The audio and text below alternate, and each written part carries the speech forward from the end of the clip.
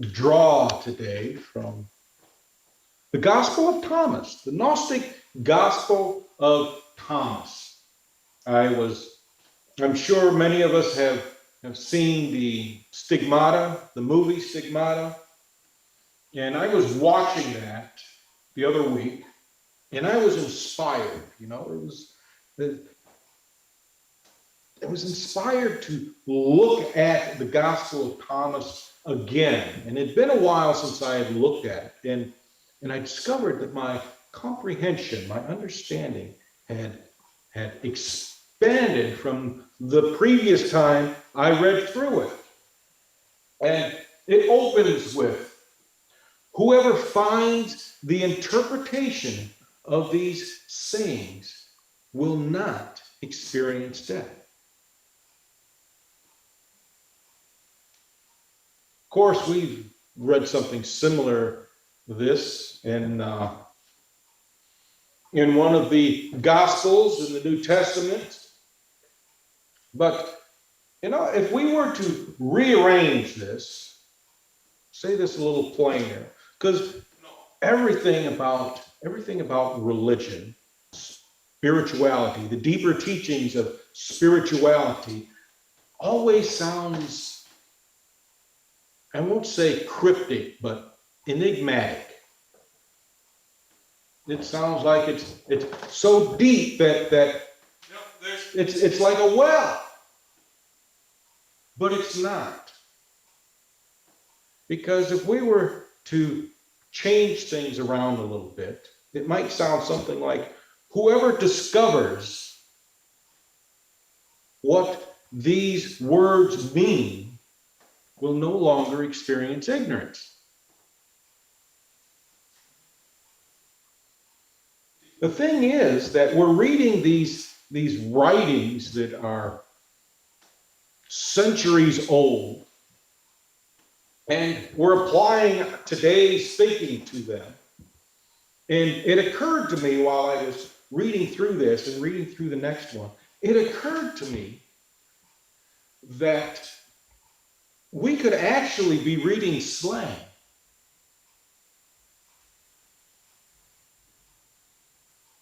Because what is slang if not the language of the day? It would be, I don't know, it would be presumptuous to think that the words spoken, the words written, were proper. Especially since nobody speaks properly. Every English teacher I have had in my life has always said, you write proper English, but nobody talks it. So never ever write like you talk, because if you write like you talk, then you're using improper English. And they're right, because when I'm reading and I read these words, oh God, man, this is poor English, poor grammar. This is just, all I want to do is fold it up, toss it. So we don't really know if any of this is slang. It gives us something to think about when we read these ancient writings, because they very well could be speaking plain, and we just don't know the words. I mean, what's slang today? I can't think of anything. I don't talk to very many people. Oh, but I did make a discovery, which is a good example. Sport. The word sport. During the Greek times, you know what sport meant? It was the equivalent of gay today. That's what sport meant. Wow. And gay then meant you were having a great time, so long as you weren't sporting about. And if you were, well, we know about the Greeks, they all had a really good time, I think is how Steppenwolf put it. But it came to me with that. But I want to move on to the next line, which is where Jesus says, let him who seeks continue seeking until he finds. When he finds, he will become troubled. When he becomes troubled, he will be astonished, and he will rule over the all. I remember reading this first time around. It was, yeah. So what is it that we seek? Here's that dreaded question and answer time. So I'm going to, Beth is over here. I volunteer. Clearing her mind. I seek, I don't even know how to put it in words. I seek to know more about myself and my purpose. My purpose in this form, on this plane. I seek to better myself. Cool. Enlightenment. I seek enlightenment. Whatever that means. You were good up to that point. Yeah. Enlightenment is a trap. Good, because I don't like that word. I do seek to evolve spiritually. Get better. Yeah, that's better. I don't know if I should continue with this. You just We're done here. killed my presentation here. Oh, but that's good. That's good. Sandy, what is it that you see? Well, I pretty much felt the same way Beth was saying. I think I did, the word enlightenment came to my mind, but in the sense that what I seek will be revealed to me, I guess, in that term, more than the word enlightenment, but peace too. I don't know. I guess I seek peace in the midst of chaos. So, which life can be. So I guess that I can't really, I don't know anymore. That's about all I can I can deal with. Except, with everything going on outside of that. So that's probably the biggest thing that I deal with. Yeah. Well, that's good. Good answers. Good answers. And what I seek is understanding, which is similar to what each of you said. So I guess we're in the right place. It's not that we're on the right track, we're in the right place. But yes, I seek understanding. I don't seek truth. I seek understanding, because without understanding, truth is worthless. It serves no purpose. It's like these words: whoever finds the interpretation of these sayings will not experience death. And the first thing that people will think about is, well, they won't die. But in various other Gnostic writings, they were never alive to begin with, because it's something different. So when we seek understanding, we're seeking truth, we're seeking wisdom. And the thing that we have to be careful of is when we get those chills that move through us. Those chills do not mean that what we are saying is true. It's not truth. Those chills are no different than the clock on the wall. It's a sign. It's telling you something, and it's up to you to interpret that sign. And it's something we have to keep in mind. But if we continue with this, then we're looking at when he finds, he will become troubled. It's as though Jesus is telling us that when you find truth, it will be troubling. It will be troubling to you. So what kind of truth would be troubling? I can tell you what kind of truth troubles me. It'd be something that just stands all our precognitions or our social concepts on end. Everything we've been taught by society, I think it would be just upended. Okay, cool. Because it also said we will be astonished, and I'm thinking astonished in the light of awe, amazement. Because for me, astonished has almost a slightly negative connotation. So I was looking for something more, looking for a different perspective. Different perspective. That's good.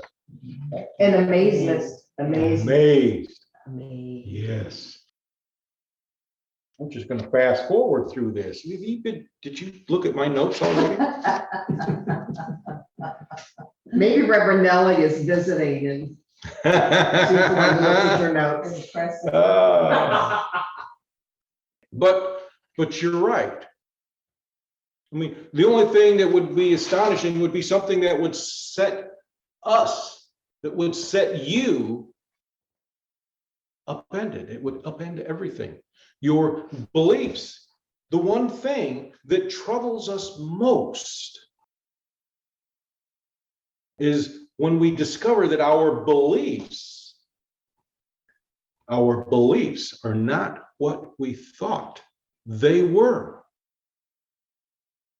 It's like interchanging this idea of will not experience death to will not experience ignorance. Changes it completely. Because what is it that we are caught up in? This is what I think it's Charles Tart. This is what Tart says is the consensus reality, the common reality. And this is the reality we are programmed to accept. And we talked about programming a while ago with the fifth key of Enoch. Programming. This is what we are programmed to believe. And we are told that this is the only reality that is real.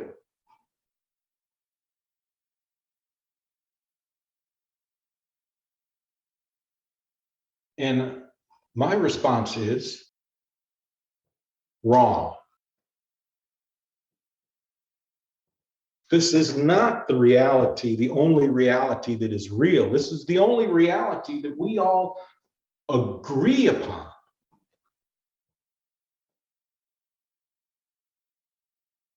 So if this is the reality that we agree upon, what reality would be the most important to sharing? He gotcha. He did. Oh my goodness. You don't have to answer if nothing comes to mind. Nothing is coming to mind at the moment. Nothing is coming to mind. You notice she said that under her breath so nobody would hear her. Nothing is coming to mind at the moment. But how about you, Ken? Does anything come to mind? What's your most important reality? The one that counts? Well,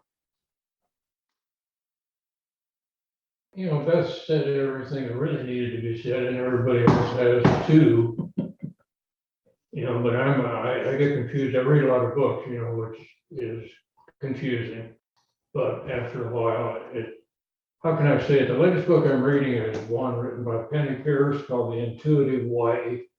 And she brings up something like what we're searching for is the clear lens. So we can see everything without the programming or the dust or whatever you want to call it. Having that clear connection to everything. And I think Sandy mentioned it too, that the better you can see, the more you become aware of the chaos and the havoc surrounding you. So it's like a never ending thing. It goes on forever because the better you can see, the more you can see what is not correct around you that we're having to live in here. That is reality. Does that sound right? But then you sort of brought it up because in a reading a couple of years ago, you told me I should go back. It makes me wonder where you get your information from. You said I should go back to my bookshelf and look at some of the books that I've already read, and there are a few there that I have not read that I should read. And, I've done that. And they're knockouts, they all are.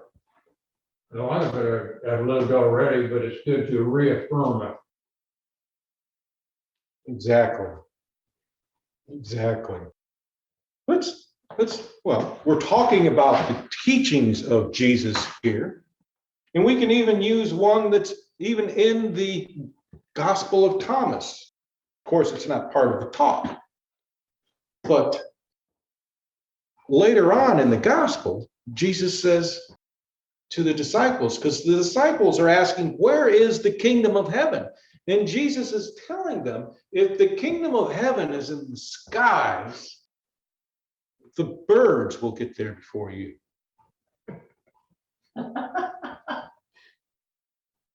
If the kingdom of heaven is in the waters, the fish will get there before you. Now, why is that? Because that's their environment, their natural environment. That's their domain. Their domain. Where is your domain? Mhm. Beth is indicating the brain, the mind. That is her domain. So I ask you once more, which reality is the most important reality? The one I make up in my head. Or I'm flying through the universe. That's my favorite. That's a nice one. My favorite, peaceful. Exactly. Because Jesus tells them, where does the kingdom of heaven lie? It rests within. You can go there anytime. Exactly. And if it rests within, you'll get there before everybody else. That's true. True. That is the most important reality.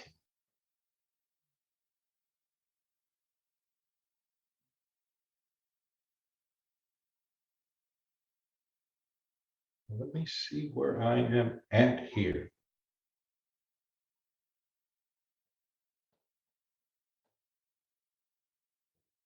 So the only thing that would disturb us the most, that once we become disturbed, we would become astonished, is our beliefs.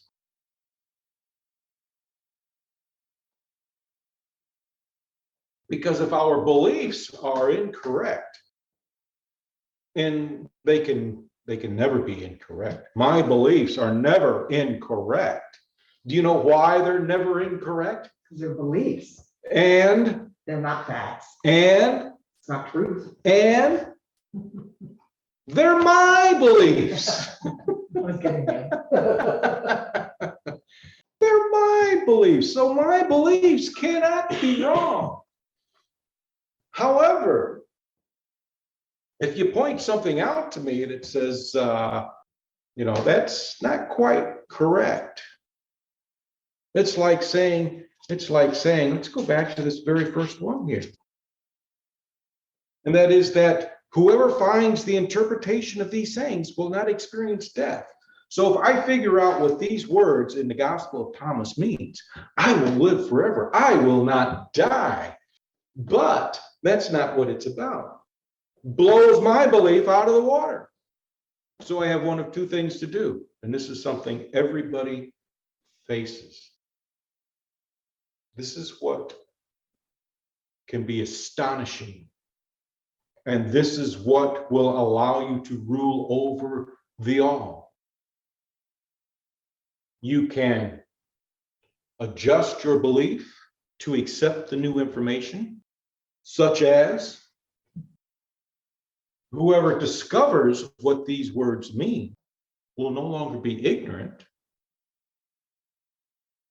We can adjust our belief to that interpretation, or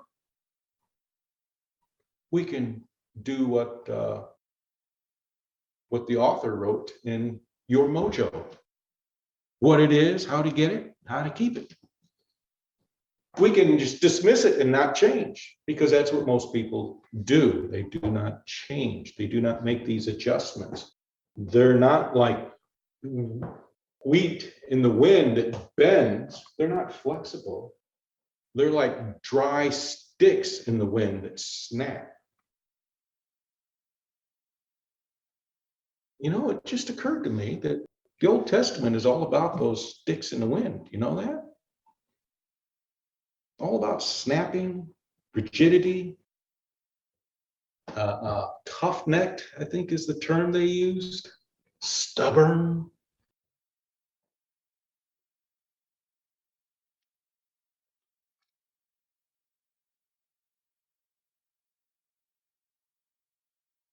Look at this. I was supposed to ask you, what is it that we may find disturbing? And we already talked about it. See that? I don't even pay attention to my own notes. But what are your thoughts about this? Beth? I'm going to digress. I had a dream 2 to 3 weeks ago. And I and a bunch of other people were walking down a country road, 2-lane country road, barren, just barren fields on either side, not a tree in sight. And some people are ahead of me, some people behind me. And a semi comes barreling out of the horizon. And this semi has so many trailers attached to it, it's like a freaking train. And it starts to jackknife. And my first instinct is like, okay, it's jackknifing this way. My belief system says, run in this direction, get off the road. And then spirit in the back of my head says, no, wait. And as a split second after I did not run off to the right, I jumped back just a few feet. And all those train cars or trailer things all slid off to the right. And everything stopped just a few feet away from me. And all I got was like dust on my shoes. And I was so ecstatic. This would have been a nightmare, I think, any other time. But I remember you saying, what's Philip say? How did you feel in your dream? I was ecstatic because later in my dream, somehow I jump over all this mess and go running up ahead to tell the people ahead of me. I listened to spirit and I avoided the wreck. And I was so ecstatic and I had to share that. And I think this, if I think of that tractor trailer train as my constructs, it's like this whole sermon lesson makes sense with that dream. There's a wreck coming. And it's all the old belief systems toppling over in the dust. And I'm ecstatic. Come on, bring it on.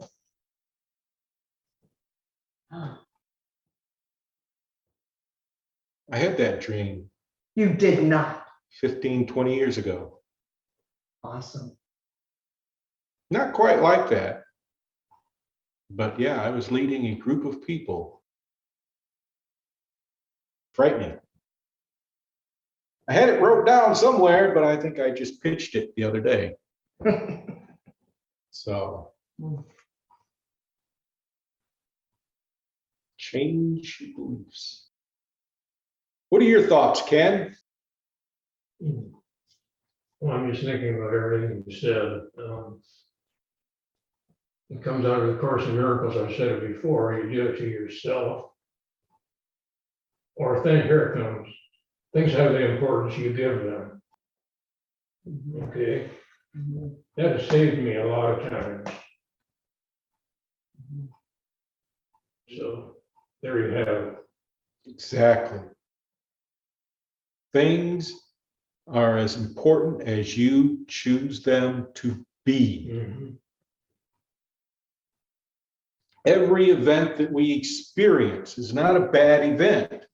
It's not a good one either. It's simply something that happened. And it's the value we give to it. Yeah, it's all just experience, good or bad. And the bad experiences can be good too. It's all about education. Exactly. Exactly. I'm going to share a little something with you. I think it ties in with this. I was watching a video, and as I'm watching this video, you know, sometimes these voices come to me. And this voice came to me and said, what if we only experience one emotion and we just have these different names for that one emotion, depending on when it shows up?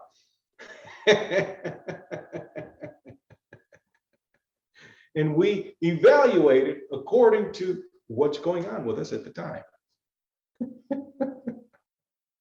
I could say something that came to me about what Beth said too, about the dream and the trains and the cars coming at you, and you made the correct decision, and now the point I'm gonna make is you don't have to do it again.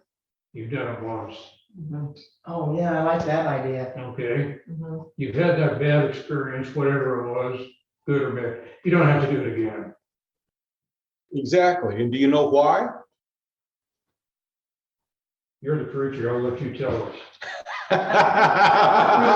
We learned from it.